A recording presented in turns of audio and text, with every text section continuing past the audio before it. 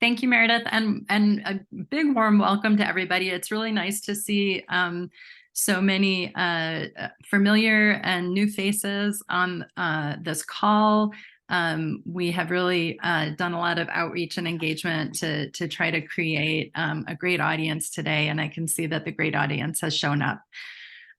So as Meredith gave you some context on the Interagency Arctic Policy Research Committee, what I'll do is talk about the three teams that came together to support this effort and to support this call.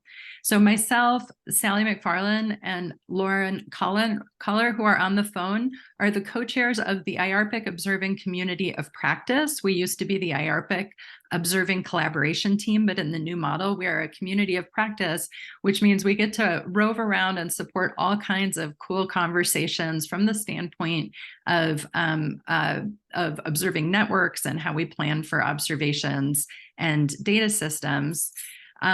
Also a partner on this call is the Monitoring, Observing, Modeling, and Prediction foundational area of IARPC collaborations, which is new within the context of this IARPC plan, co-chaired by Sally McFarlane. She wears two hats there, and David Allen of NOAA. And we are also joined by the Priority Area 4 team that concerns itself with risk management and hazard mitigation. And that is co-chaired by Steve Gray, John Baymeyer, who I see on the call. Anna Liljedahl is also part of that team, as is Tom Douglas. And so from an IARPC collaborations perspective, this is a real team effort in terms of advancing some project-based work. And so IARPC is often known for being a place where you have dialogues and conversations.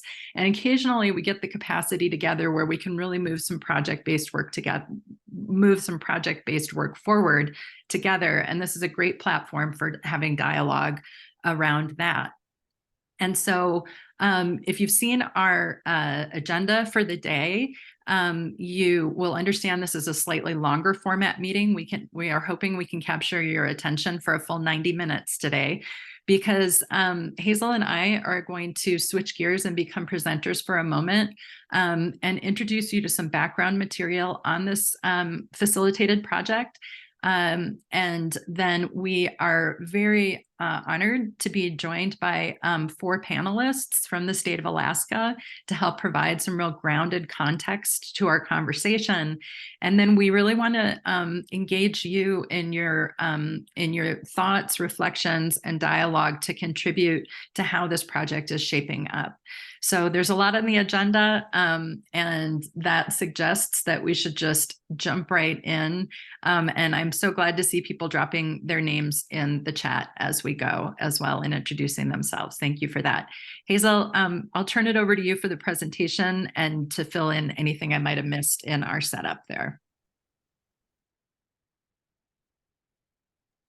All right, thanks so much, Sandy. How does that look in terms of the screen share? Great. Looks good. Okay, let me get my screen set up the way I need it to, so I can still see your faces, which is always nice when presenting. So thanks for the introduction, Meredith and Sandy. As Sandy previewed, today we're going to be talking about this US Arctic Observing Network, or US AON, tool and methodology focused around gaps evaluation. We call it the benefits tool, and working on a project to apply that to the risks and hazards space. And so folks seem to be continuing to join us, which is great. Welcome. And it's really, really lovely to see all of you today, and an honor to have you all here. So thanks for joining us. I'm going to give a little introduction to the tool and to the methodology, and then I'll pass it to Sandy, who will talk about this particular project and how we're applying this work to risks and hazards. And then, as she mentioned, we're going to have a panel discussion and then an open discussion with everyone on the call. So without further ado, let's jump in. I think, neglect to introduce myself. My name is Hazel Shapiro. I'm the US Arctic Observing Network Program Analyst, joining you all today from the lands of the Arapaho, Cheyenne, and Ute people in Colorado. And Sandy is the executive director of the US Arctic Observing Network.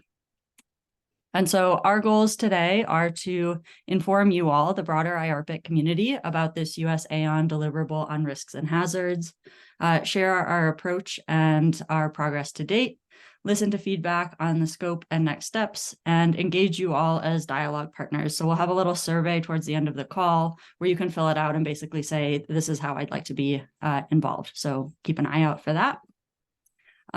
We're hoping that on this call, you will be able to learn about this project and our approach. There'll be an opportunity to share stories of successes, gaps, and needs related to risks and hazards and observations in the Arctic. You can give us feedback on the processes and next steps, and as I mentioned, sign up to be involved. Before we get started, I wanted to share a more personal story to relate why this work is important to me. So I moved to Colorado in 2016, and in those 7 years, about 1 million acres and thousands of homes have burned down in wildfires in our state. The images on this slide show the 2 fires that had the biggest impact on me and my immediate community. And many years later, these communities, the land, the buildings, the people are still often in the early stages of recovering from these events. In this, I've seen the work that communities are putting in and day out to adapt and protect themselves from these kind of changes, and the impact that planning, preparation, and advance warning can have in terms of bolstering community resilience. And I would venture to guess that everyone on this call could share a similar story, that everyone on this call has either been impacted by a hazard or knows someone who has. And the reason that I share this is because I want to be clear that we're going to talk about like a detailed sort of somewhat technical analysis process. But I want everyone to recognize that we're also really what we're talking about is how can we support communities to plan for and respond to changing conditions. And as you know, you joined an IARPC call. We're not talking about Colorado today. We're going to talk about the Arctic. And so this little graphic on the slide shows a small diagram of a modeled Arctic environment. And the little red images that you see on that diagram are representative of the observing network. And so how do we help communities respond to and adapt to these really rapidly changing conditions? They're changing even faster in the Arctic than in other areas. One thing that we can do is help communities have better information about local and regional conditions. And we do this through observing. And observing is just how we know what's going on in a given landscape. That might be people making visual observations of sea ice. That might be atmospheric monitors. That might be satellites. It might be on the ground weather stations. There's a whole range of activities that we can do to do this. And I want to underscore that in the Arctic, we're dealing with a really dispersed landscape, some really small communities, and the observations that folks are relying on, it's a really complex network of observations, and that's not always as robust or well coordinated as in other areas. And so because of this need, the federal government and many other groups called for some coordinating effort around Arctic observing. How do we understand the full suite of what's happening and make systematic improvements to the network as a whole? And to help fill this gap, the US Arctic Observing Network was founded, and Sandy's position as the US Arctic Observing Network Executive Director is fully funded by the National Oceanic and Atmospheric Administration. And my position is funded by the National Science Foundation. Many other federal agencies make contributions to this work by participating on our US Arctic Observing Network board. And so we can provide some coherence and coordination on the federal aspect of pieces of this observing network. But the feds are really not the only ones doing observing in the Arctic, and it's only through a networked and collaborative approach that we can really achieve true impact. And so you'll see the board sits at the center of this diagram for how we do our work, and we have these lighter lighter blue hexagons that represent our more collaborative efforts. And today, I don't know if you can see my mouse, but we'll be talking about this bit on the right, the benefit tool and gaps analysis evaluation efforts, which is one way that we engage partners in trying to build a better observing network. Okay, so I want to underscore that the US Arctic Observing Network, it can be a little confusing because folks think that we might be funding a particular network or funding a particular effort, and that's not what the US AON is doing. What we're doing is providing some planning spaces and some forums for discussion and these collaborative tools to help provide better information to make more strategic decisions. And so this was really seen as one place where US AON could have a really big impact, is creating some coherence in a really complex system. And so the way that we do this is we've developed a methodology and a tool set. We call it our benefit tool. And it helps us understand and improve the Arctic Observing Network by centering societal benefits. And so it's really challenging to understand how observing systems provide societal benefits in and of themselves. They provide that benefit through a complex, through a couple of different steps. And the most direct step to societal benefit is applications. These are the pieces that communities, regional planners, and other folks are using to make real-world decisions. So one example of this is the Riverwatch Weather Service products coming out of the National Weather Service Anchorage office that provides watch and warning products and communication with communities around spring river ice breakup. And this is just an example. The point is not to dive into Riverwatch in particular, but to give you an example and a sense of how this tool works and what kind of information we can collect. So we asked the Riverwatch team, what data products are you using to inform your product? One example, they're using many different data products. One of these is a river ice thickness data product that they input. And so we can draw a line and a connection between these two items, and we can give that a rating. So we want to know how well is this data product performing relative to your needs. And we can see here, based on the scale bar, that the ice thickness data product is performing in the fair range. So it's meeting some of the requirements that they would have for an ice thickness data product, but it's not meeting all of them. We can take one step further back and look at the observing systems that are supporting this data product. You'll see again, we have these colored lines going between these different buckets. In this instance, the river ice thickness data product is supported both by community-based observations of conditions and by the USGS River Gauge Network ice thickness drillings. And you'll see that the community-based observations of conditions are performing quite well in this scenario. And again, the ice thickness drillings are performing fair. And this isn't an indication that overall one observing system is better than another. It's just in this very particular context, how is it performing with this particular set of requirements? And in the Arctic, we see a lot of observing systems and data products being used in cases where they're being used outside of the context that they're being designed for. So they're performing well for what they were asked to do, but we have fewer observing systems and fewer data products. And so folks are relying on the best available data. And that might mean taking a really sparse data set and doing the best that you can with it. And so I'll also note that you'll see two different line thicknesses here. That indicates how reliant the data product is on these particular observing systems. So the community-based observations of conditions are performing slightly better, and the Riverwatch team is relying on them more heavily. That's indicated by the thicker line.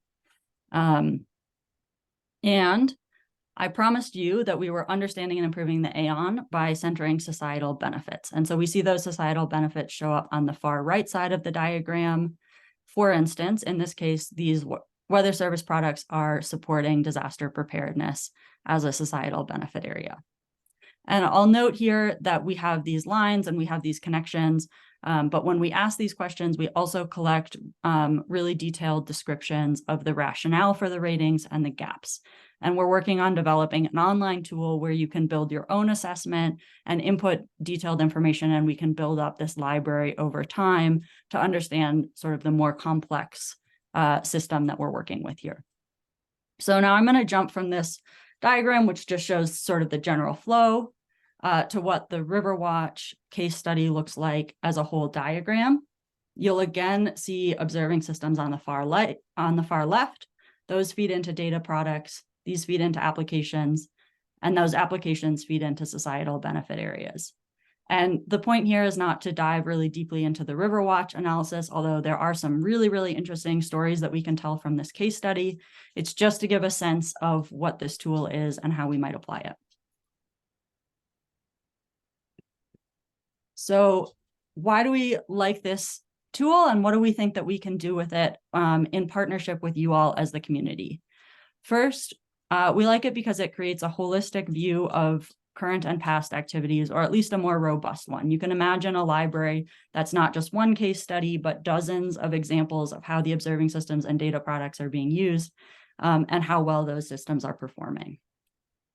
We can also see impacts, dependencies, and vulnerabilities. So we can see where perhaps one observing system is showing up over and over again. And if we could improve the capability of that observing system, it might make a big impact. And if we lost some capability there might be a ripple effect through the system.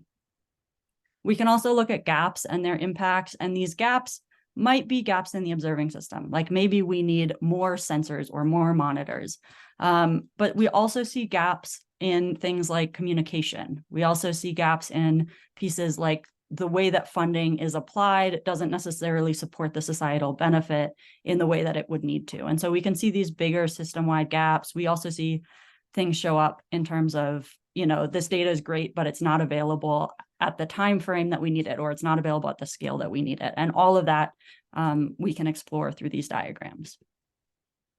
In seeing where the gaps are, we also identify pathways to fill those gaps, and we can provide an evidence base back to our federal partners and back to other decision makers to begin strategically filling these gaps. And so it's a really exciting tool to be working on. We're really close to having the online tool up and running. And so we hope that you'll sign up to stay updated on this progress. But right now we're looking, so as we've developed this tool, we went back to our board to share progress with them. And they've said, these case studies are great, and we want you to take this tool and we want you to apply it. And as a focus area, we want you to start with risks and hazards, because that's of such broad interest in the Arctic. And so we've been beginning this work with a really robust scoping exercise, and I will hand it off to Sandy to start talking about that. Thanks so much.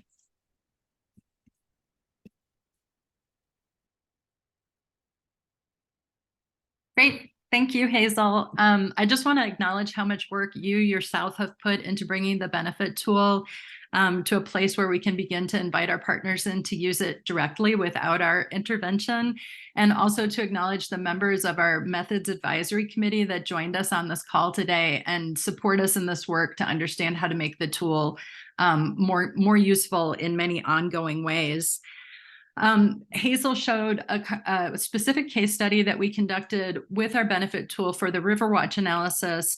And as we are transitioning to the second part of the talk, I'm going to talk about the process we've begun to use to scope out future work that we would do under the tool now that we have a better sense of the level of effort and what kinds of case studies tend to fit well into this type of analysis. So you're going to hear me return to this concept of case studies, Hazel and I facilitating support for these case studies and kind of trying to zero in on some of these, which is the longer term goal of our scoping analysis. Hazel, if you go to the next slide. So what has been our process for scoping this gaps analysis? It has really been talking to you, and we're so thrilled that many of the people who we've already spoken with are on our call today. Starting in February, when we were ourselves in Alaska and visiting, we started to hold these what we called scoping dialogues, where we sat down with federal, state, community partners, academic partners, and ask them, what's your mission work in this area? What do you do that fits into this area? What are the key tools that you're using? What are the gaps that are impacting you? And if we were to start an analysis, what kinds of things might you suggest that we start on? We intentionally went in with a very blank slate on these dialogues. We did not come forward with our own definition of risks or hazards. We really wanted to hear from you about what your own work entails and how it relates to this topic in your mind. Now, through the course of this snowballing work, we have identified just a ever increasing range of people that we'd like to continue to talk to. So we have 60 plus invitations out there that are pending your input. And if you haven't received an invitation from us yet, Hazel's going to give you an opportunity to send us an email and ask for one. We are also concurrently with adding to our scoping dialogues, beginning to try to do some of the sense making and to tease apart what we heard. And this is what we would call validation with the people we already spoke to. Is this what you said? We want to make sure we got it right. And also looking for commonalities, common themes, common topics within those dialogues. And then starting in February, we hope to look into that really rich space and find some prime starting points for these facilitated case studies. And if I don't remind you once, I'll try to remind you twice. This doesn't preclude anyone from coming in to use our tool and to do their own work. What I'm talking about here are case studies that Hazel and I would facilitate that would be more ambitious in scale. So what did our scoping analysis entail? We thought about it in two ways as we read through our dialogues. First, we wanted to just look at the content of the dialogues themselves, given the questions we asked about people's mission, the topics, the kinds of things they're working on, the kinds of hazards that relate to their work. And so we went through using a tool called MaxQDA, and we tagged common topics and recurrent themes in these dialogues to begin to understand how these things fit together and what we were hearing a lot of. And then in addition to content analysis, we wanted to do some more network-based analysis so we could look at how these themes related to each other. It was really common in any given dialogue that somebody would say, I do part of this work, but you should really talk to my partners over here because they do this other part of it. And so to get that kind of full picture, we wanted to see how organizations and groups related to each other. And yes, Erin, Poe, you turned us on to Kumo. So thank you very much in our dialogue with you. And so that's a tool that you guys are going to be able to also get in and play around with. Yes, you did. Okay, so on the next slide, I'm going to start walking you through so we hit the necessary point in our content analysis where I said we had originally not put forward any definitions because we didn't want to limit what people said to us. But as we started our content analysis, we realized we did start needing to do some of the rack and stack to put like with like. And so I really liked this graphic by Reed Middleton that I found online that helps you just immediately separate what is a hazard from what is a risk. And so in this diagram, you can see this person standing by a shoreline. Maybe they're thinking about going swimming or boating or fishing. And out in the water, we could imagine that that fin is a shark. And so a shark in the water is a hazard. It hasn't done anything yet. It's just out there in the water and we know about it. It becomes a risk when we think about the likelihood of it causing us harm.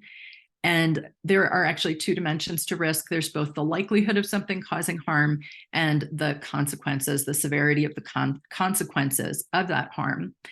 And so some of this language, thinking about risks and hazards, we began to break down as we went through our dialogues and tagged them and coded them.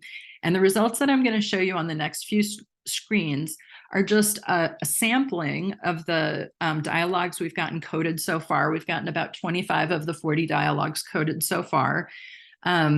We are going to provide tools for everybody on this call to be able to do a more intensive review. And so what I really want you to get out of these tables is just a flavor of what we're doing and how we are moving forward with our analysis.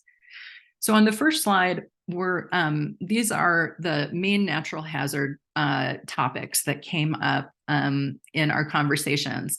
Anything in bold, like permafrost thaw, there were many subtopics that fell underneath it. Some people being concerned with coastal permafrost, some people being concerned with alpine, some people being concerned with consequences like the release of pathogens or how it was impacting the hydrology. And so there's more detailed coding that sits underneath these big picture topics. Anything that is not in bold, we don't have a lot of level of detail under those yet. And that probably means that we just haven't gotten to those dialogues, or maybe we haven't talked to you yet. And so natural hazards, we heard really compelling stories about how pervasively Alaskan communities are impacted by this list that you see here, and really augmented some of the lists that we found, pre-existing lists of natural hazards, with the stories that we heard from you in an Alaskan context. On the next slide, a slightly smaller but related category. Oops, I think we jumped one. Oh, somebody is still just seeing the shark slide. Thanks, Jackie.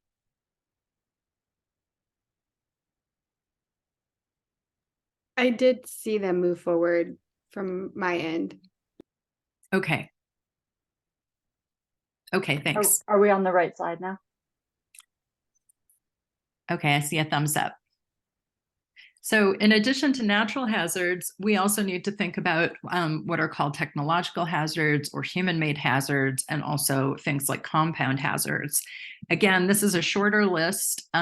We have begun tagging these, but we saw just a tremendous amount of clustering in our conversations around hazards related to transportation and travel, and industrial development and industrial pollution. All of the extractive resource industries and their potential consequences in the state. So turning now to the risk side, and I'm only going to present what I call the risk factors. There were also a list of risk consequences, but in the interest of time, I'm just going to share with you the factors. So the factors were really things that we teased out of our conversations that were impacting people's ability to succeed at risk management. So some things like Indigenous leadership were really helping people to succeed where they were in risk management, particularly in communities. And other things like data limitations were really constraining people's ability to succeed in their risk management missions. So we found a lot of information around people's ability to plan. And I think in our panel, you're going to hear some reflections on that, in addition to the data limitations, which is really what US AON is seeking to directly impact, but certainly things like capacity. And under climate change, what was interesting is that a lot of higher level reflections, more kind of meta level reflections that people wanted to share, was how much emergent kind of new work there is to do. There is the risk management and hazard mitigation that we have always done. But there are new events coming up, things that we might not have classically thought of as risks or hazards, but that climate is really kind of forcing us to turn our attention to and focus on because of the scale of those impacts.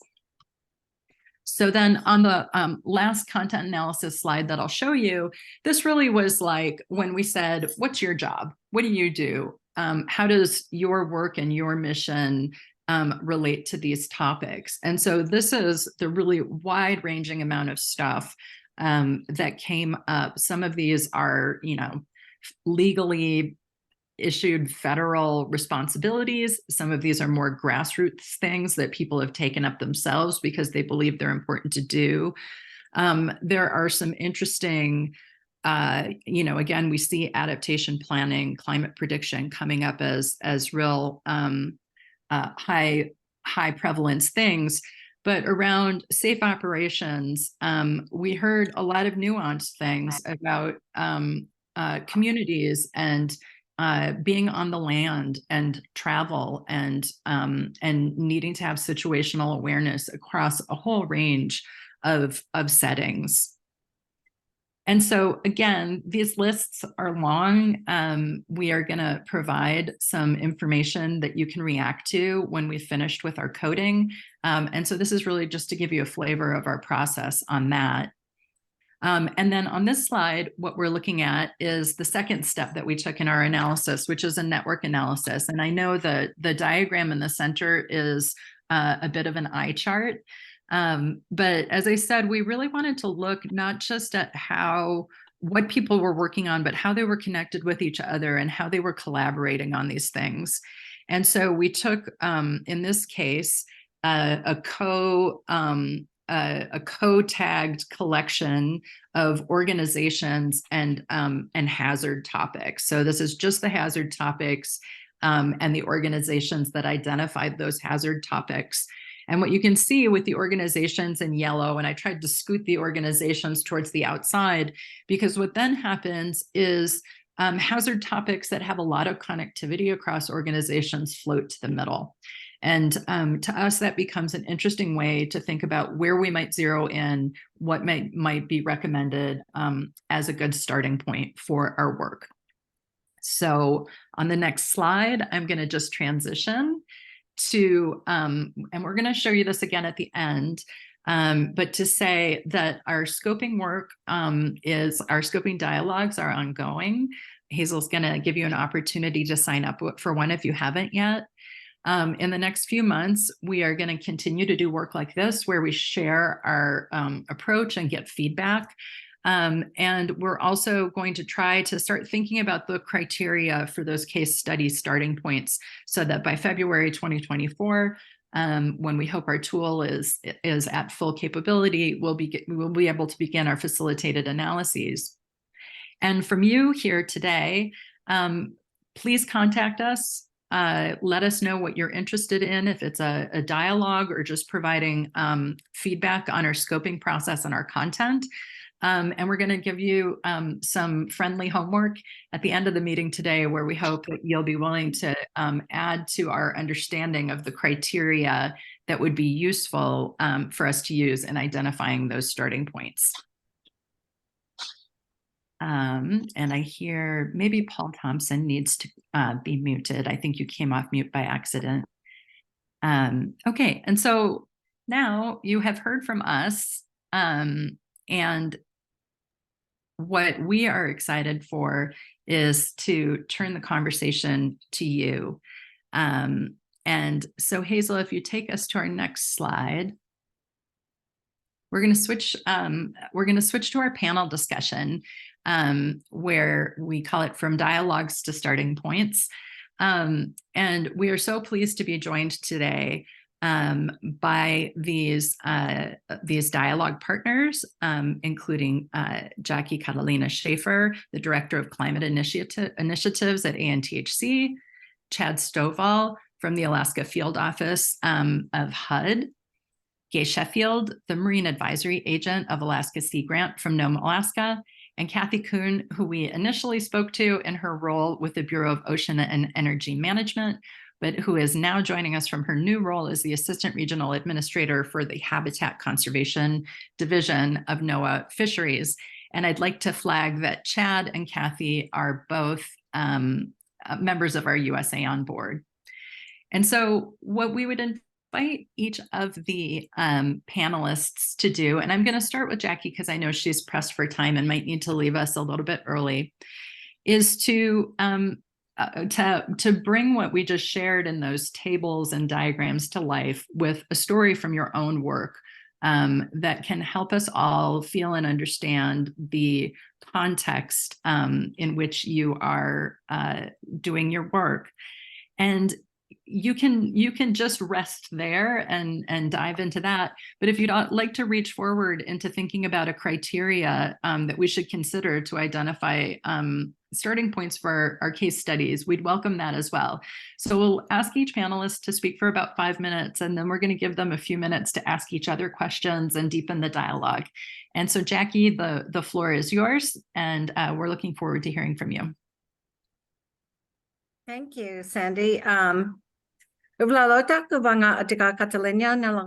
Jackie Schaefer. I'm Jackie Catalina Schaefer from the Alaska Native Tribal Health Consortium. We are the statewide tribal health network.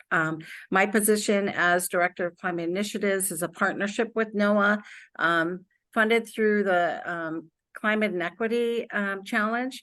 I've been at this current position for about 9 months, but I've been working for the Tribal Health Consortium for a while, almost a decade, and working with communities for a couple decades when it comes to climate impacts.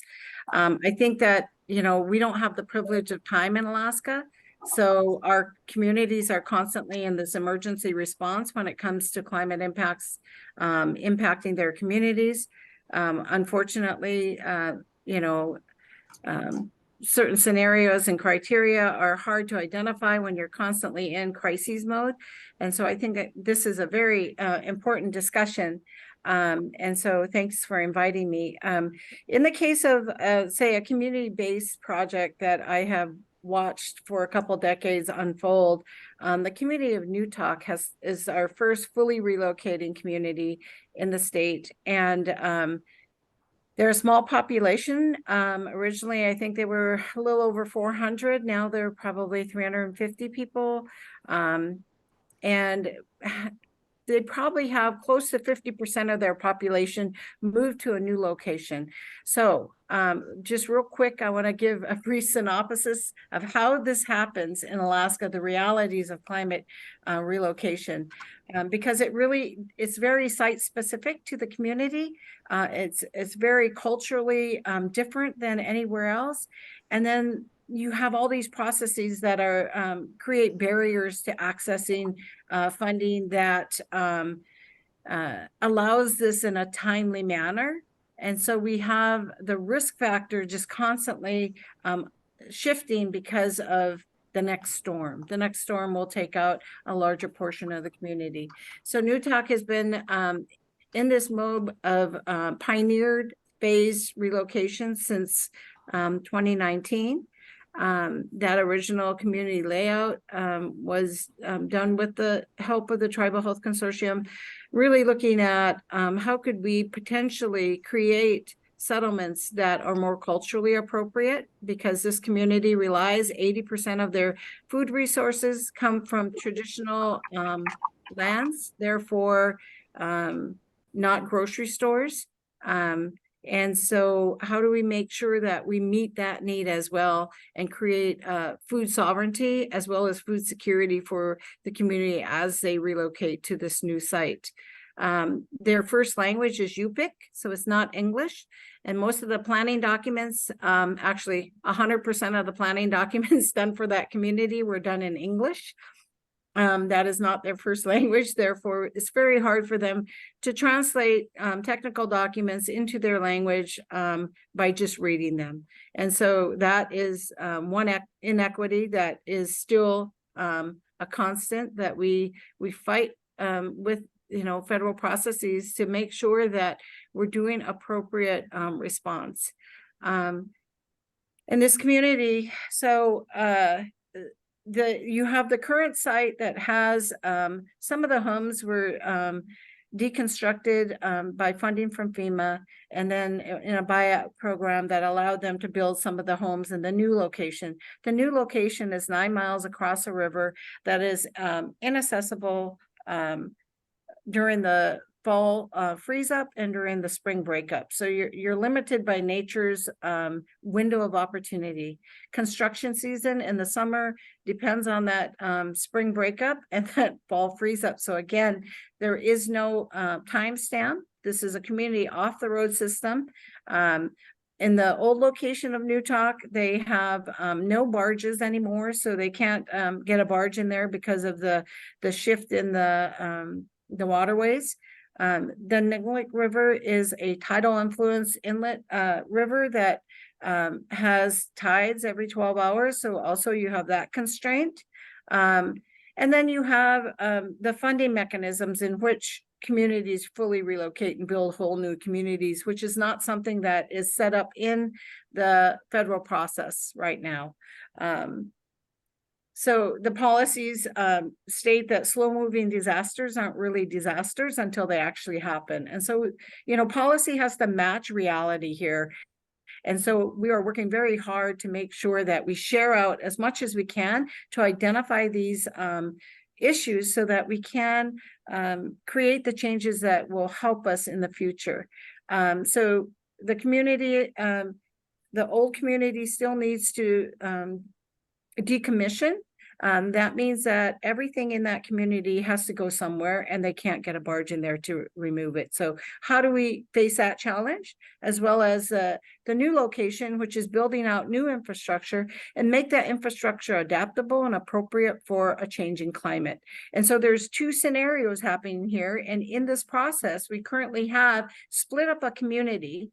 So they have one governing tribe that's trying to govern two communities, and then the community is split in half. So family members are split in half, friends are split in half. The infrastructure for the clinic and the post office and the store are on the old side. The new side doesn't have any of that infrastructure in place. And so there's all these challenges that create layers and layers of issues that we need to continue doing the work to get them to safe ground, but we also have to consider all these other pieces that aren't necessarily talked about or even identified. Newtok is just one of 144 threatened communities in our state. So over 40% of our communities in the state will have to respond to climate impacts at some point in the future. I think I'm up with my 5 minutes. I wanted to just share real quick the realities of this and how that fits into your criteria. I'm not sure, but I think there are a lot of opportunities there to work together to you know, as we work into the future, really look at the lessons learned in this one relocation so that we could adapt in a more timely fashion with more equitable solutions. So, Great. Thank you, Klayana Jackie. That was really informative and certainly, I think, grounded us in a wonderful example. I'm going to see if we were supposed to be joined by Chad Stovall of HUD, and I'm not sure that I saw Chad on the line. So Chad, if you're on the line, will you just let us know? Hey, Sandy, can you hear me? Oh, yeah, there you are. Great. Thanks. Sorry about that. I was switching from my phone over the computer.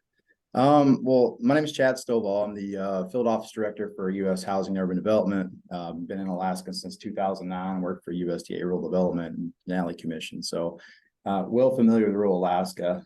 So trying to stay in the boundaries of what Sandy asked us to talk about here. I'll just try not to ramble. But you know, the place where I think HUD's really put their time and where we'd like to see improvements and gains made is to utilize this opportunity that Alaska has. Just a little bit of context for those of you that may not be familiar with the development agencies. Our funding goes into everything from education to infrastructure. And so it really brings funding and assets and resources into communities to help mitigate problems and to overcome some of the challenges. So I think one of the things that we see, you know, with climate here in Alaska is it's really put us in the spotlight. It's put us in the spotlight in the federal portfolio, in the halls of Congress, in the strategic global interest of the country. So there's an opportunity here for us to utilize this opportunity to overcome some of our top issues.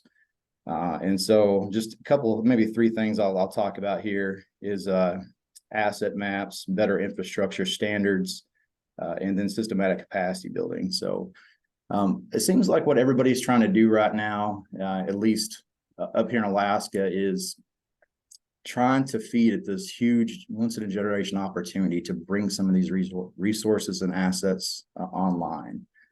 And with that, we're trying to do several things at once. We're not only trying to be aware of all the variables that are in the equation for Alaska, and for some of the remedies that we can bring in, but we're also trying to overcome some of the issues we have, like getting our paper in order, getting our planning documents in order, starting to understand some of these new issues that are new to all of us. We are truly on the ground floor with. And so we take on some of the issues like capacity building, awareness of, collaboration efforts, and just tons of collateral duties as we try to figure out what a system looks like and what an approach looks like this from a federal standpoint, for our issues. So, one of the things that we did with IARPC early on is we started going to the, root cause issues. And one of the things that we ran into is we kept, as far as capacity building, as far as our approach and our impact as a federal family, we continue to engage in circular discussions. We go out to the bush and we'll have a discussion one year and we'll get everybody pumped up. We'll come up with a strategy. And when we come back, a lot of times there's not been a lot of progress made. So we'd like to start figuring out ways to pick those discussions up from where we left last time and start breaking new ground. So that's where, the ideas of asset maps have come up in our IARPC and our AON discussions. I know it's something that's being talked about in our executive steering committee. So that's one of the ways that we can all look at and understand where our needs are. We can all start singing from the same sheet of music, and we can essentially eliminate a lot of overhead and efficiencies and travel funding if we can look at something that we can all understand what we're looking at, where the opportunities are, where the gaps are. And as we start planning for this once in a generational infrastructure type moment that we have, to do this, from the start, and to understand, how to develop and how to track this and how to make this kind of a standard going forward. So some of you are familiar with the asset map work. The second thing I'll talk about here real quick is the better infrastructure standards. One thing that's really frustrating with us, especially here at HUD, is to send what may be inferior technology housing solutions up to rural Alaska, especially in the Arctic. They're not as resilient. They're not as well equipped or well suited to thrive in that environment. So now that there's so many resources on the table, so many opportunities to build in these premium building costs for efficiency, for renewable technology, what we're trying to do is bring this online as well so that we can give livability on the back end of some of the funding decisions that we make. If we don't have to have people struggle with $1,000 to $2,000 utility bills, et cetera. So it's exciting to have these opportunities as far as upgrading our infrastructure standards and making paradigm shifts on the way that we do business in rural Alaska, especially when we think about resiliency and overcoming climate aspects. The last thing I'll talk about too is marrying up this need that we have in asset maps with opportunities that we have in the federal budget for the next several years here. And in order to bring that on home is we have to systematically build our capacity. And so some of the wonderful things that's going on right now is discussions of digital equity platforms, dashboards, things like that, where we can essentially understand the variables in the equation and come up with multi-year strategic funding strategies to bring in this infrastructure online. So how we do that is a lot of what Sandy and Hazel and I have talked about with our partners, and how to approach that and how to get systems put together so that we can do this routinely. And so, the thing that's exciting about these digital equity platforms is it can be a plug and play. The turnover that we have in rural Alaska, and just really bringing it back to this point, without our community and without the people of rural Alaska, a lot of the Arctic infrastructure and resources that we need to bring online for our strategic development and all this other stuff, it doesn't happen without the people. So, at a baseline, we'd like to see improvements made in capacity building so that we can, absent of the tax basis that we have out there, really bring this infrastructure online and have the benefit be to the community, as this is all brought on. So I know I was rambling. Sandy, was that my 5 minutes? Yep, you got there. Thanks so much, Chad. I know it was really coherent, and I wanted to share that in our subsequent discussions, the number of partners that brought up things related to asset maps was remarkable, and I think it's really coming out in our coding analysis. So we look forward to you being able to review that and add your additional thoughts. So for our next panelist, we will turn to Gay Sheffield. Hi, good morning, everyone. My name's Gay Sheffield. I'm here in Nome. I'm the University of Alaska Fairbanks Alaska Sea Grant agent for the Bering Strait region. So I guess we were asked to provide a case that dealt with health and risks and hazards. So for me, the risks and hazards, I'm going to talk about marine resources quickly. About the Bering Strait region, just so you know, we are transboundary. We share a maritime border with the Russian Federation.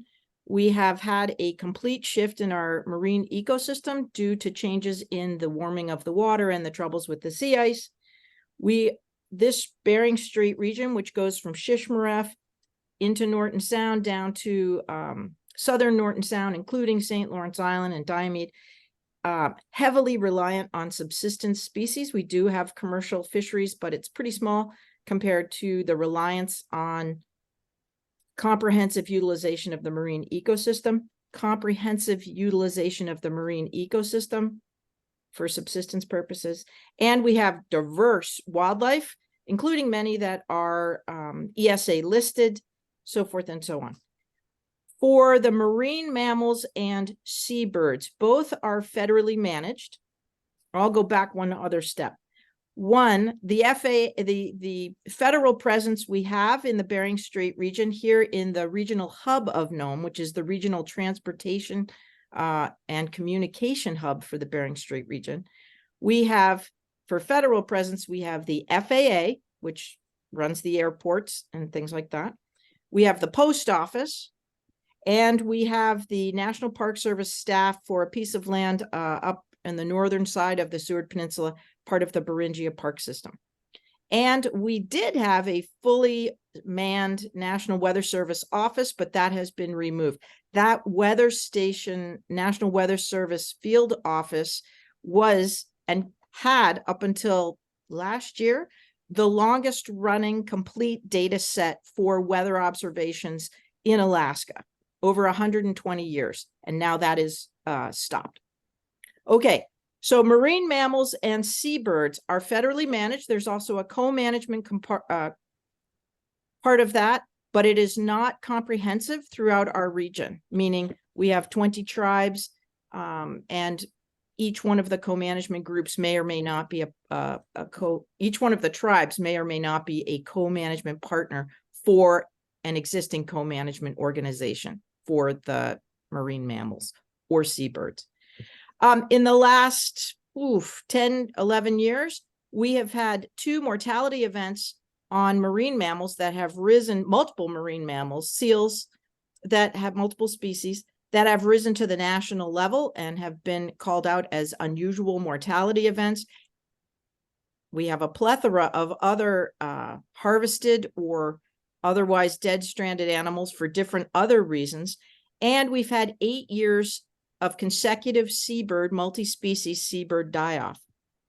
So to me, when you ask about resilience in communities, I would say resilience depends not on observations, because all of these events were communicated by communities reaching out from community level, regional hub level, reaching out to the federal government saying, hey, help, there's something wrong. And I would say resilience, rather for at least us in this region, for the topics of food security for seabirds, for fishes, the whole ecosystem, marine mammals, wildlife health, conservation issues, human health, all of that depends on response. And here's my case, is that we have had dead and stranded marine mammals and seabirds and other anomalous marine events, a fish die-off or something like that. And the thing is, we let people know, because that's what people ask in the urban-based centers. What did you see? What are you seeing? But for us now, the issues have gotten to the point where they are serious human health threats, serious conservation issues, serious wildlife health threats, serious food security threats. So when we report a dead animal, a dead spotted seal, a dead walrus, a dead glaucous gull, the question now is, all right, so what was its body condition? All right, we'll let you know. It was starving. All right, it's helpful to us out here to know, is it starving because the ecosystem is cattywampus and it cannot find prey, whether it's a spotted seal or a glaucous gull? Or did it eat something that now we have high levels of harmful algal bloom toxins? We just had 2 years in a row. In 22, we had the largest, most toxic bloom of Alexandrium, which causes paralytic shellfish poisoning, ever recorded nationally at levels that were extraordinary, right? And the toxicity was high, much less the cell count was crazy. The toxicity was extremely high. So did the bird or the marine mammal or whatever we're going to give to our family members, did it die just because it looks a little thin because it's not eating well? Or is it because it ate something that made it sick, so that maybe if I eat the kidneys, do we have any data on what, as a marine mammal's flushing the toxin, algal toxin, out of its body? Can I eat that kidney? Can I eat the liver? Is there something that's going to harm me? And then we also have had these 2011 unusual mortality event due to novel disease. We've also got bird flu in our birds, documented, in our land animals in the Bering Strait region, red fox. And now we're looking at, I don't know if you guys pay attention to the bird flu in marine mammals. It has definitely jumped into marine mammals. We've already had an unusual mortality event for the East Coast, and now it's coming up the coast of South America. And I think Puget Sound just had its first 3 harbor seals dead from bird flu. That's also a zoonotic, something really troublesome. And so now we have these, potentially everyone's asking, call in a dead animal. What's the response? We need to know human health, wildlife health, conservation, and food security. We need response. We're calling it in as fast as we can. But for these are real hazards and risks to humans and our wildlife population. Am I over my 5? Yes, Okay, I'll stop there. but in and a wait good for the way. questions. All right, I'll wait for the questions. Thank you so much. Yeah, I don't know, not a happy topic. Thank you so much. Well, it was useful. Thank you, Gay. Thank you. And while I did not present some of the consequences, we identified one thing that really came up in our dialogues with you was the consequences of all of these changes on subsistence. And amongst the consequences that we tracked, just a tremendous number of the dialogues pointed to the consequences for subsistence, and hear you loud and clear about that response piece. That was wonderful. And so for our last dialogue input, or last panelist, we're going to hear from Kathy Kuhn. Yeah, hi everybody. It's nice to see everyone here today, and thanks to Sandy and Hazel for the invitation. I'm Kathy Kuhn. I am the NOAA Habitat Conservation Division's Assistant Regional Administrator, but I'm putting on a broader hat for this discussion as a Marine Resource Manager, and how we, I guess, in the federal context, use or require observational assets. And I have an applied example of how risk management and hazard mitigation are used by regulatory agencies as it pertains to sea ice conditions. And my example isn't entirely new, but I think it's worth a mention and a revisit of history. And it pertains to energy resource extraction in the Chukchi Seas. I formerly worked for BOEM, Bureau of Ocean Energy Management, for 15 years. And so back, in the 2008, a little bit of background about my example. Shell Oil Company acquired leases through a lease sale that Bureau of Ocean Energy Management conducted in 2008, and subsequently they applied to do some exploratory drilling in the mid-2000s. And when a company, is trying to thrive in a, economically feasible way, they applied to BOEM at the time for an exploration permit to do some exploratory drilling. And they were allowed to do so in the open water season, as it was in, I think it was 2015. And that was from July through mid-September. And this took a lot of effort. I mean, it was a lot of things in the press. There was a lot of research and engagement with the community leading up to that point. And including 2 exploratory drill rigs, the need for a backup barge, tons and tons of vessel support, aircraft, comm centers, and all of these things. And so these were all stationed around the community. So there was a lot of, emphasis on this like open water stage. Well, to meet some of the regulatory requirements, they weren't able to complete it in the time frame they were given, which was like the end of September of that given year. And they asked the government for more time. They said, we really think that the date that you provided to us was a little bit early. We think it's low risk to allow us to have a couple extra weeks. And that was a big question to ask federal entities. Can we have more time to be in this, fragile environment that, is about to ice up for the winter? And so the interesting thing, I think, for this story is, the observational assets that were required from sea ice forecasting to figure out when is the actual predicted ice, the freeze up time period for this year. And so there was a lot of cooperating agencies that gathered. It was like NOAA's National Weather Service, countless other DOI agencies, academic people doing some forecasting analysis, and then Shell too had vested interest in coming up with a solid analysis. And they pulled together that information and actually did a more finite focus that looked at having a freeze up period a little bit later, like about a month later.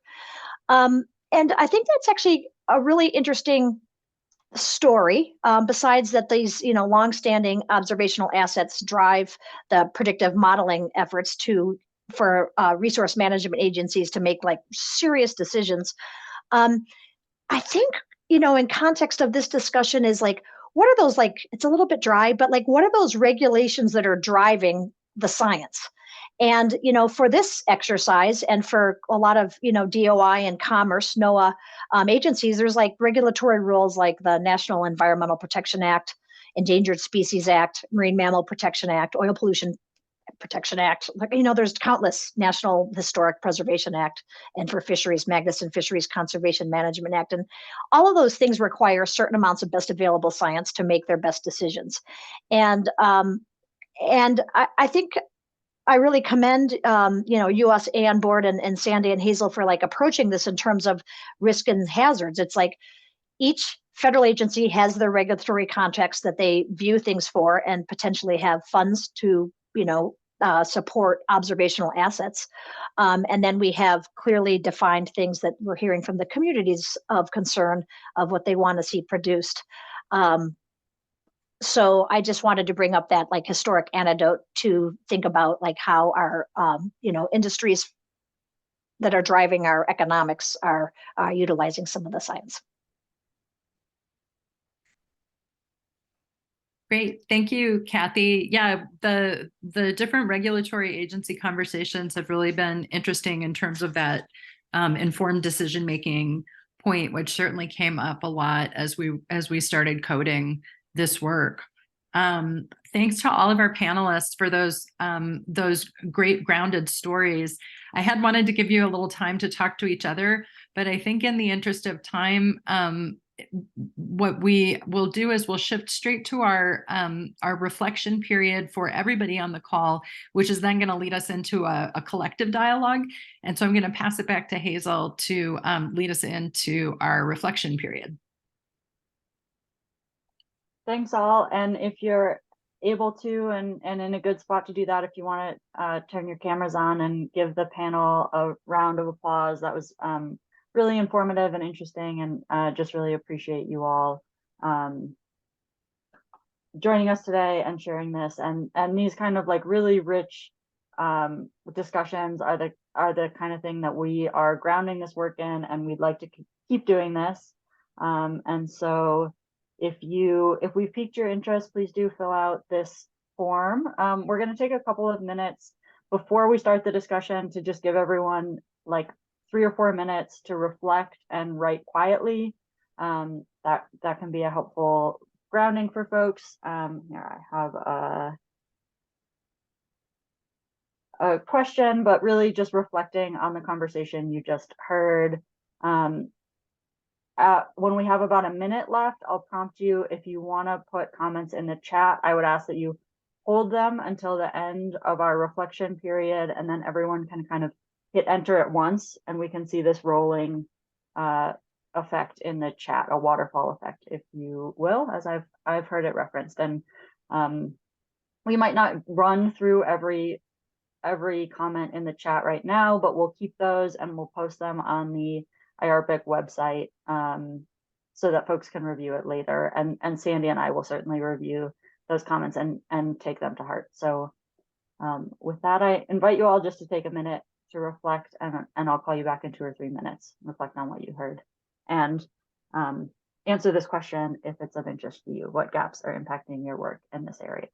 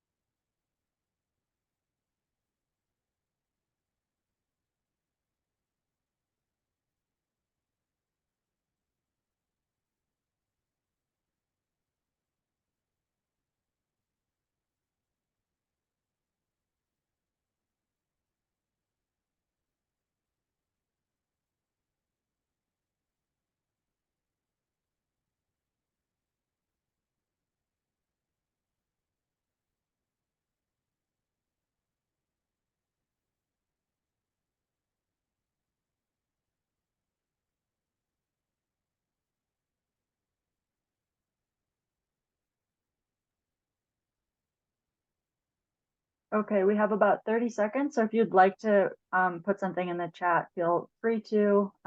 We'll give folks a moment to type in there, and then we will have a open conversation, and you can raise your hand and speak to your comments as well.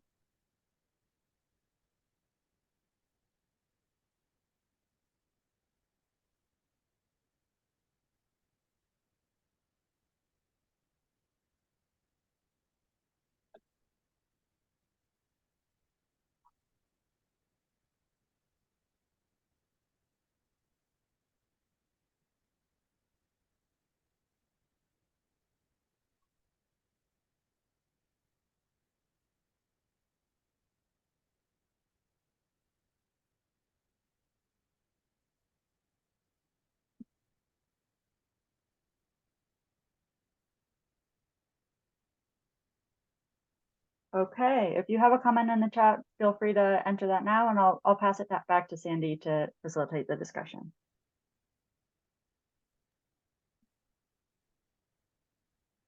Great. Thank you, Hazel. And I look forward to reading the chat as we're reading each other's commentary. If you want to raise a hand and ask a question directly to what you heard from the panel, or offer your own reflection, please do so. And I'll just call on people who have their hands raised. Hazel, we don't have anybody on the phone at this point, do we? It doesn't look like it.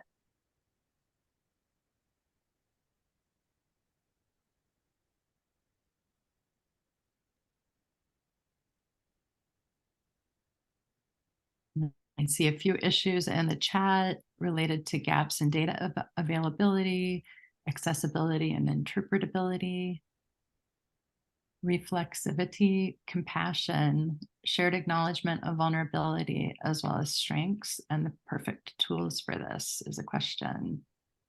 Gap in a lack of systems thinking, too many stovepiped decisions, but I also fear the gaps in boots on the ground data rather than remote sensing systems. All right, curious to hear what other people are thinking.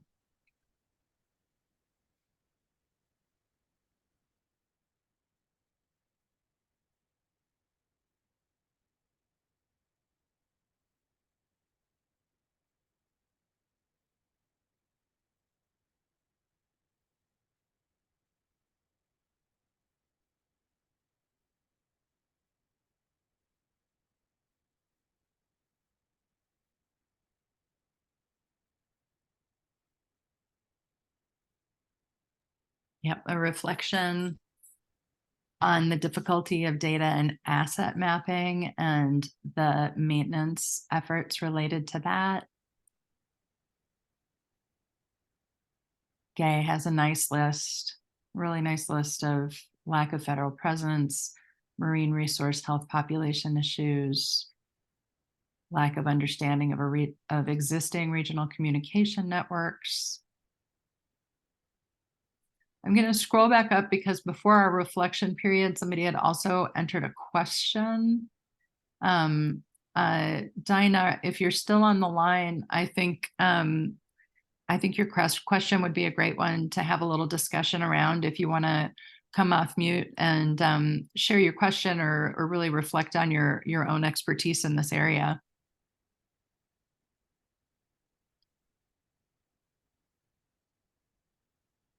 Hi, sorry. I'm actually traveling at a conference, so I'm in a rather, yeah. Can you hear me? Yes. Yeah, okay, great. No, my question just was that I work with a slightly different understanding of what disaster risk is. And so the way that I work with it is it's hazard plus vulnerability. So I definitely see what you were saying in terms of the difference and the distinction that you're making between risk and hazard. And I was just wondering how you bring in this notion of vulnerability, which would actually respond to some of the comments that we heard some of the panelists discussing.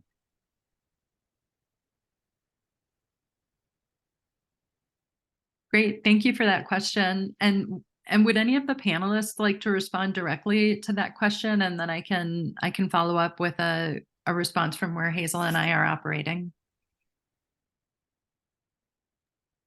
Can you repeat the question? I heard a bit of an echo.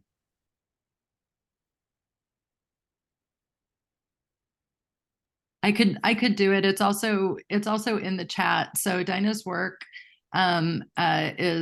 approaches disaster risk from a different perspective than the one that I presented, the more hazard versus risk, but more as understanding disaster risk as a hazard combined with a vulnerability, which I've also heard reflected in the work of Elizabeth Marino as well. And so if any of the panelists want to speak to that, where does vulnerability show up in this work? And how do we need to think about that as we're moving forward?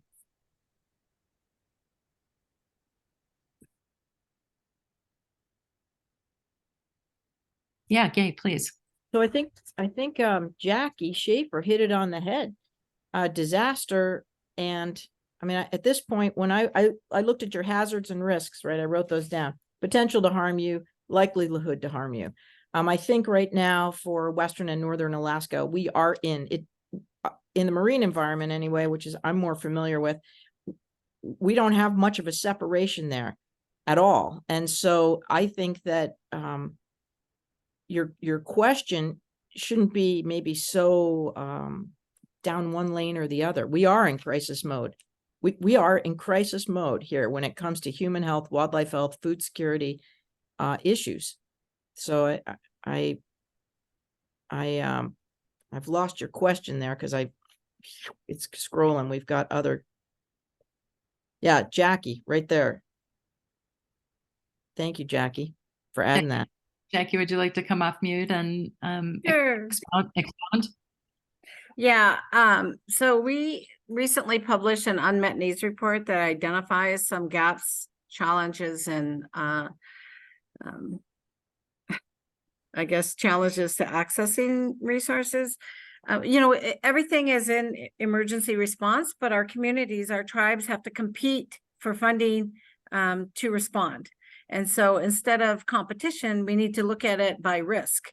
And we don't have the data, just like Chad was saying, or that clearinghouse that keeps it up to date, that really shows the risk factors by community. And I really think that that's something we need to do is look at the vulnerabilities and then look at how we respond by risk versus by competition.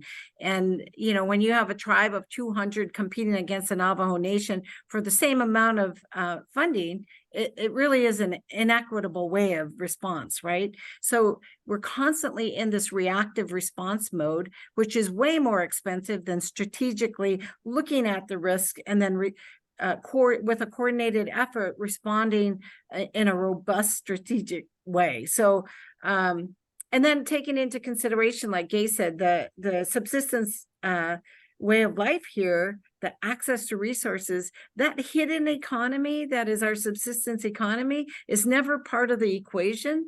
And so it's so unique here that it's hard to lay out a roadmap when we're trying to do it at a national level, because Alaska is not part of that. I mean, we're just different. It's unique to us. So I'll leave it right there. If I can Great. comment too. Hey, please do.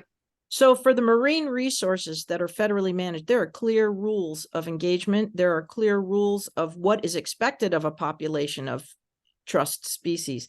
Has anyone checked to see what has been done?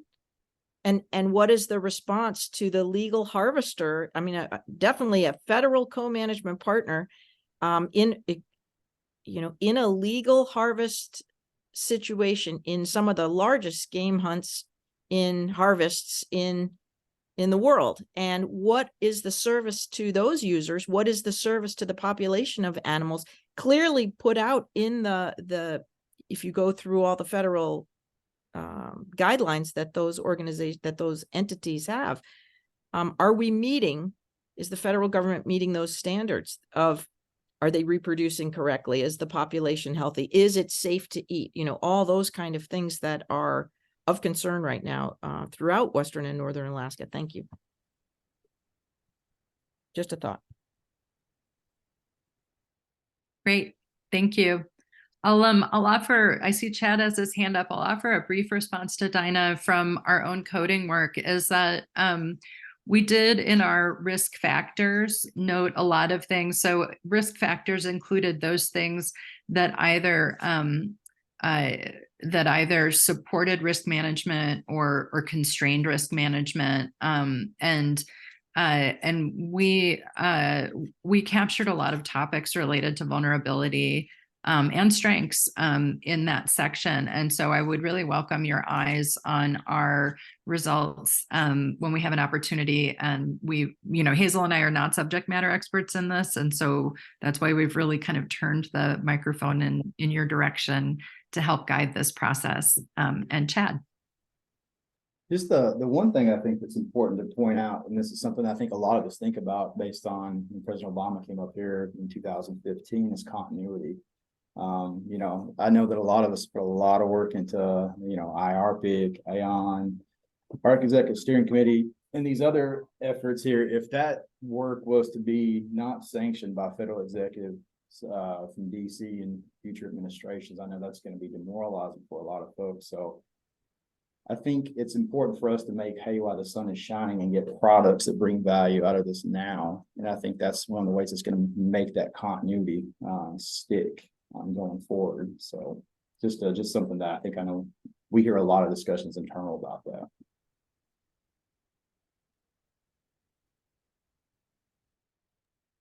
Great. Thanks, Chad. So we have time for probably one more comment or question before we remind you about our next steps and give you yet one more opportunity to accept a dialogue invitation from us.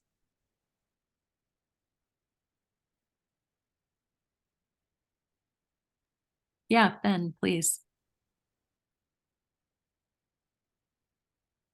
Since someone else is raising their hand or providing interventions within the chat, I just want to say thank you to IARPC and the various panelists, and to US Arctic Observing Network for providing the opportunity for us to attend. And I think it's important to really understand through, at least from my analytical understanding from the various discussions in our panelists and from the very start that you provided as a foundation, there are varying perspectives from individuals who work in various fields, and it's really important to understand and delineate the various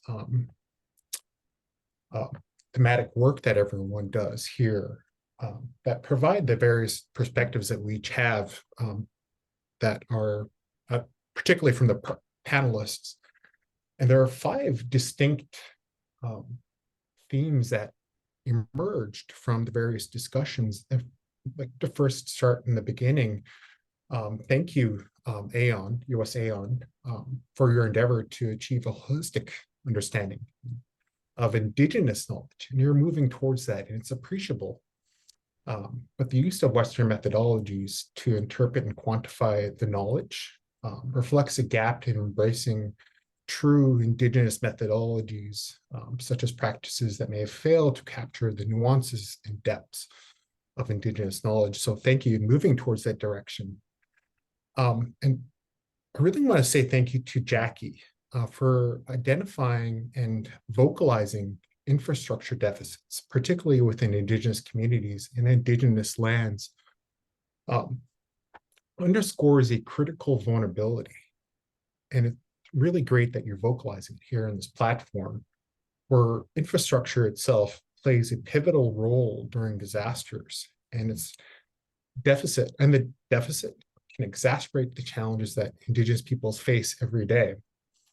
The vulnerability itself becomes even more pronounced when faced with climate-induced challenges like relocation. So thank you for bringing up the everyday face-to-face issues that our people are facing, especially during relocation. I think I might skip the next one. But anyways, moving on, within food security and the contrast within economic interests like Arctic oil exploration reveals a significant gap in government's response to varying issues and crises that we may face. From an economic lens, the reactive approach where societal needs are addressed are often under a crisis and often take time, like Gay had mentioned earlier in her dialogue, where people are calling out and asking for help. And it takes time for the government and government agencies to respond, because they're having to quantify and the varying things that are coming up from our people. But also reflects a vulnerability in policymaking, and highlights a gap in aligning economic interests that Kathy had brought up, where government agencies work together to respond to a request from companies through an economic lens, and it respond too quickly with the well-being versus the well-being of Indigenous peoples. But then finally, I think in Chad's segment, there was an emphasis for the need for authentic engagement and the potential gap there is to understanding and their interpretation of engagement. And really, the risk without direct engagement affects the policies and interventions and that are addressed by government agencies might be based on assumptions or misinterpretations. So I'd like to really clarify that, where his presentation really emphasized the opportunities that may present themselves Indigenous peoples have not recently been face to face with these various crises. It's not new to us. So it might be new to you and other people who are not living in Indigenous communities within the Arctic. Despite being in a developed nation, a first world nation, our Indigenous peoples and our Indigenous communities are facing third world conditions every day. So it's vital that there are true engagement opportunities presented to Indigenous communities, Indigenous leaders, Indigenous organizations to really bring forward the priorities that must be addressed immediately, as Jackie had talked about earlier. So to truly understand the direct engagement with our communities and refraining from assumptions or interpretations by those outside of the communities, we must ensure that the narratives are brought forward directly from Indigenous peoples. So it's important to have true, authentic engagement. But I just really want to say thank you for this opportunity again. Well, Ben, thank you so much. That was a really wonderful way to wrap up our dialogue, and I'm so glad we have great notes on all of your listening points. And yeah, Jackie, I hear that nothing about us without us, and so Hazel and I would love to hear how we can continue to turn towards more of that sentiment in our own work. I do want to acknowledge again the members of our Methods Advisory Committee, which do include some folks with experience in Indigenous methodologies, themselves Indigenous, and their ties to their worldview and how they would like us to rethink some of the things we do with the benefit tool to be more inclusive. And so hopefully we continue to learn and embrace those opportunities. We're at our time. Hazel, if you'll do a quick screen share, I'll just remind folks about our timeline. And I think that hopefully you've had enough bites at the apple to click on our I'm interested to participate form, but Hazel might drop it in one more time. So as we said, we are going to continue our scoping dialogues, and I hope today we've engaged some new partners in those, and we'll in the months to come continue to try to refine our approach and our findings with you all, so that we can hear back and get your reflections on where we maybe need to adjust our thinking or go back to the drawing board. And it is our hope that by February, we, Hazel and I, can begin supporting some facilitated analyses using our tool around high impact case studies in this arena. And for you, please reach out, provide feedback, etc. And that question that we didn't exactly get to, but I think Ben actually set us up really nicely in his comments, as to thinking about those criteria that we should use as we're zeroing in on the case studies. So with that, I just want to again really thank all of our panelists, thank all of our meeting participants, all of our dialogue partners who helped us reach this level of understanding, the members of the US AON board that have been helping guide this work, and again, Hazel and our Methods Advisory Committee. Hazel, any final sign off? No, thank you so much. I put some notes in the chat. We'll have the recording. If you know folks who weren't able to make it today, or if you think, oh, I know an organization or someone else that we should be reaching out to, let us know, and we'll reach out or forward this information along to them. And we really appreciate your engagement, and thanks again. We hope to see you all soon.